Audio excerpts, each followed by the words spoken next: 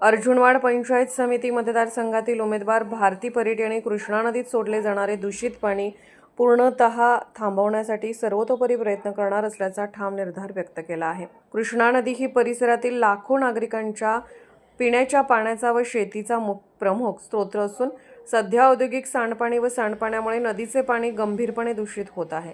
या संदर्भात बोलताना भारती परीट म्हणाल्या की नदी स्वच्छ राहणे हा केवळ पर्यावरणाचा नव्हे तर जनतेच्या आरोग्याचा प्रश्न आहे।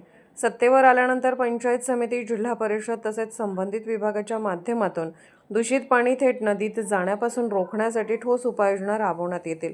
औद्योगिक सांडपाणी प्रक्रिया प्रकल्पाची सक्ती, सांडपाणी शुद्धीकरण केंद्राची उभारणी तसेच प्रदूषण करणाऱ्यांवर कठोर कारवाई केली जाईल असेही त्यांनी स्पष्ट केले। कृष्णा नदीचे संरक्षण हे आपल्या प्राधान्यक्रमात अग्रस्थानी असून यासाठी जनतेचा सहभाग घेऊन व्यापक जन आंदोलन उभारले जाईल असा विश्वासही त्यांनी यावेळी व्यक्त केला। यावेळी उपस्थित ग्रामस्थांनी भारती परीट यांच्या भूमिकेचे स्वागत करत नदी संरक्षणासाठी त्यांच्या पाठीशी खंबीरपणे उभे राहण्याचा निर्धार केला। स्वयंसिद्धी न्यूजसाठी अभय वाळकुंजे।